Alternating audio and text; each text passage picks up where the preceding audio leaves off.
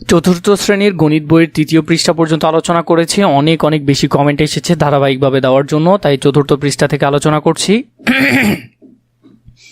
পড়াগুলো আমি সর্বোচ্চ গুছিয়ে দেওয়ার চেষ্টা করব যাতে তোমাদের বুঝতে খুবই বেশি সুবিধা হয়। চলো আমরা দেখে নিই।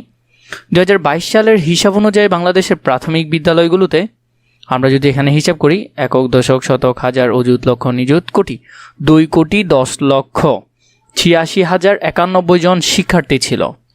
সংখ্যাটি কিভাবে পড়ব ও লিখব? অনেক শিক্ষার্থী আমার মনে হচ্ছে সংখ্যাটি লিখতে আরেকটি স্থানে প্রয়োজন। তো তাহলে এখানের মধ্যে আমরা তো নিযুত পর্যন্ত শিখেছিলাম, কোটি তো আমরা শিখিনি, তাই বলছে কি আমাদের আরেকটি স্থানীয় মান প্রয়োজন। এই নতুন স্থানটির নাম কি? তাহলে এই যে নতুন করে আমরা স্থানীয় মান দিব, এটার নাম কি? কোটি। এই নতুন স্থানের নাম কোটি।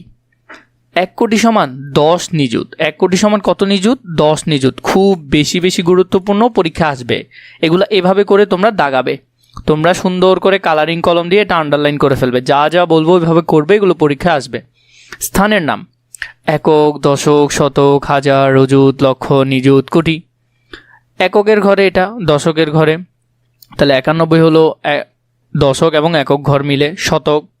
এরপর হলো হাজারের ঘরের মধ্যে হলো যে হাজার এবং অযুত ঘর একসাথে, লক্ষ এবং নিযুত ঘর একসাথে, কোটি আলাদা। আন্তর্জাতিক গণনা রীতিতে 1 নিযুত সমান 10 লাখ বা 1 মিলিয়ন বলা হয়। তাহলে আমরা যে সবসময় বলি 1 মিলিয়ন, এই 1 মিলিয়নটা আসলে 10 লক্ষ। 1 মিলিয়নটা আসলে কি? 10 লক্ষ। তাহলে এটা খুব ভালো করে মনে রাখবে, খুব বেশি গুরুত্বপূর্ণ। স্টার চিহ্ন দিয়ে রেখেছি তোমাদের জন্য। আমরা 2,10,46,091 সংখ্যাটি পড়ি। তাহলে এটা আমরা এভাবে করে পড়ব। কিভাবে? 2,10,46,091। খুব বেশি গুরুত্বপূর্ণ, কথায় পরীক্ষায় আসতে পারে। কোটি, লক্ষ, হাজার, শতক, দশক, একক, এই ঘরগুলো তো তোমরা মনে রাখবে। আন্তর্জাতিক গণনা রীতিতে সংখ্যাটি পড়ি 21,46,091। আন্তর্জাতিক নিয়মে কোটি হয় না, ওরা ডিরেক্ট মিলিয়নে হিসাব করে। মিলিয়নের ঘর 3টা, হাজারের ঘর 3টা, এরপরে ওরা ডিরেক্ট মিলিয়নে হিসাব করে। একক, দশক, শতক, হাজার, এরপর হলো মিলিয়ন। 1 million, 2 million, 3 million. আর 1 মিলিয়ন সমান কত লক্ষ? 1 মিলিয়ন সমান 10 লক্ষ। এরপরে দেশীয় আন্তর্জাতিক গণনার রীতির তুলনা একক, দশক, শতক, হাজার, লক্ষ, কোটি। এরপরে দেশীয় সংখ্যায় আমরা এভাবে গণি। তাহলে দেশীয় সংখ্যার মধ্যে কি হয়? একক, দশক, শতক, হাজার, অযুত, লক্ষ, নিযুত, কোটি। এটা হলো দেশীয় রীতিতে। কিন্তু আন্তর্জাতিক রীতিতে একক, দশক, শতক, হাজার, মিলিয়ন, এগুলো হলো আন্তর্জাতিক রীতিতে। মানে পুরো পৃথিবীতে যে নিয়মটা আসলে চলে সেটা হলো এটা। ওদের এখানে কোনো নিযুত হয় না, কোনো কোটি হয় না, ওদের এখানে ডিরেক্ট মিলিয়ন। তাহলে এখানের যে সংখ্যাগুলো আছে এগুলাকে আমরা আন্তর্জাতিকভাবেও লিখবো, এগুলাকে আমরা আবার আলাদা করেও লিখব। তো এখানের মধ্যে যে সংখ্যাগুলো আমাদেরকে দিয়েছে সেই সংখ্যাটা দেশীয় রীতিতেও আমাদের লিখতে হবে, আন্তর্জাতিক রীতিতেও লিখতে হবে। দেশীয় রীতিতে কি হবে, আন্তর্জাতিক রীতিতে কি হবে, তা আমরা এখন দেখব। চলো আনসারগুলো আমরা একটু দেখে নিই। প্রথমে যে সংখ্যাটি আছে দেখো, এটাকে যদি দেশীয় রীতিতে লেখা হয় তাহলে 1,30,20,568। আর আন্তর্জাতিক রীতিতে যদি লেখা হয় তাহলে 13,20,568। 2 নম্বরেরটা যদি লেখা হয় 4,34,51,280। আর আন্তর্জাতিক রীতিতে লিখলে 43,451,280। পরেরটা যদি লিখো তাহলে সেটা হলো 76,20,2626। 76,20,626। 7,620,624।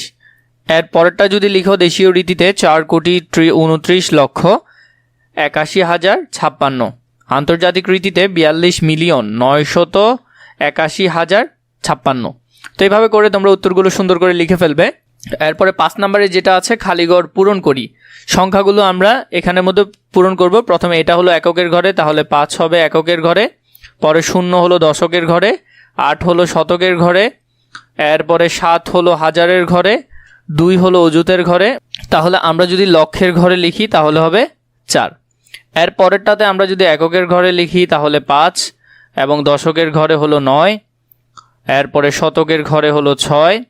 এরপরে অযুত হাজারের ঘরে হলো 7, অযুতের ঘরে হলো 8, আর এখান থেকে কিন্তু আমরা লিখছি এরপরে হলো যে 2 লক্ষের ঘরে, এরপরে হলো যে 1 হলো নিযুতের ঘরে, 5 হলো কোটির ঘরে।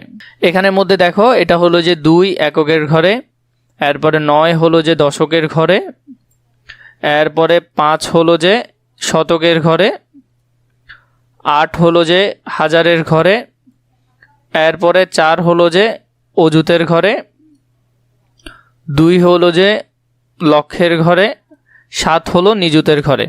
পরেরটা যদি লিখি আমরা পেছন থেকে, জাস্ট পেছন থেকে লিখতে থাকবে, হয়ে গেল। এখানের মধ্যে বক্স তো করেই দেওয়া আছে।